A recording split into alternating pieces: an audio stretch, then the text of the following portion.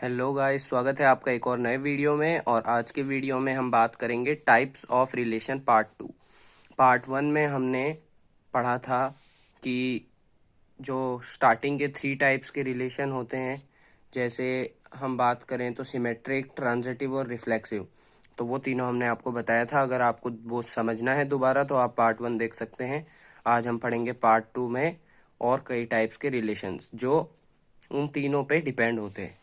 सबसे पहले हम बात करते हैं एम्प्टी रिलेशन।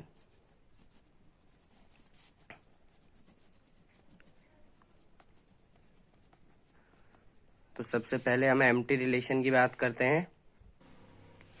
तो एम्प्टी रिलेशन ऐसा रिलेशन होता है जिसमें आप कोई भी क्वाड्रेंट ले लें। जैसे आप एक इक्वेशन ले लें 2x+3 = y।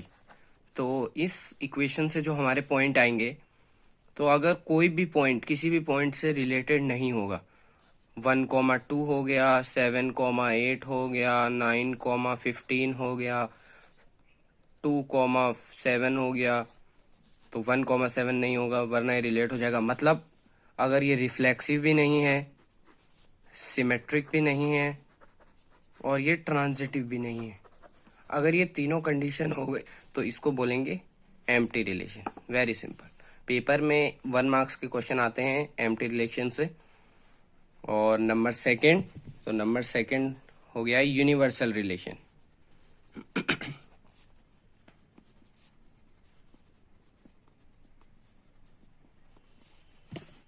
तो जैसे कि हम बात करें यूनिवर्सल रिलेशन की, तो यूनिवर्सल रिलेशन एक ऐसा रिलेशन होता है जिसमें सेट ए, हम यूनिवर्सल रिलेशन तभी बोलेंगे अगर एक एलिमेंट ए का दूसरे सारे एलिमेंट ए से रिलेटेड हो। मतलब जैसे आपको बताएं, जो आर की वैल्यू है वो ए क्रॉस ए हो जाए।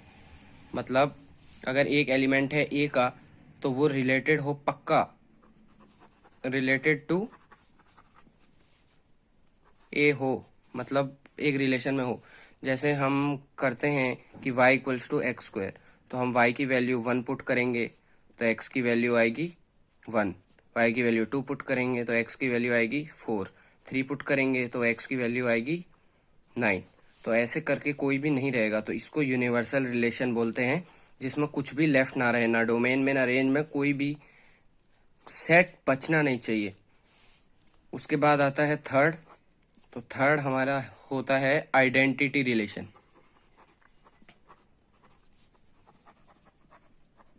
आइडेंटिटी रिलेशन हम उसे कहते हैं जो रिलेटेड होता है खुद से।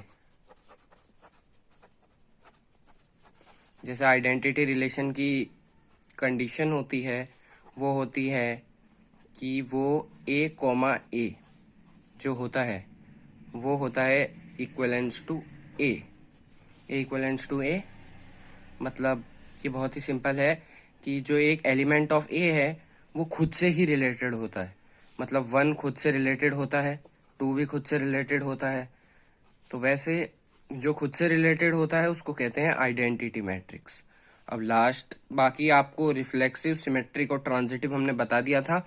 और रिफ्लेक्सिव, सिमेट्रिक और ट्रांजिटिव, ये तीनों जिसमें हो उस तीनों उसको क्या कहते हैं? Equivalence relation. ये बात भी मैंने आपको बता दी थी। बस ये इतना सा है। Empty relation, universal relation, identity relation, reflexive relation, symmetric relation और ट्रांजिटिव रिलेशन, और ये तीनों जिसमें हो उसको कहते हैं इक्विवेलेंस रिलेशन। Thank you.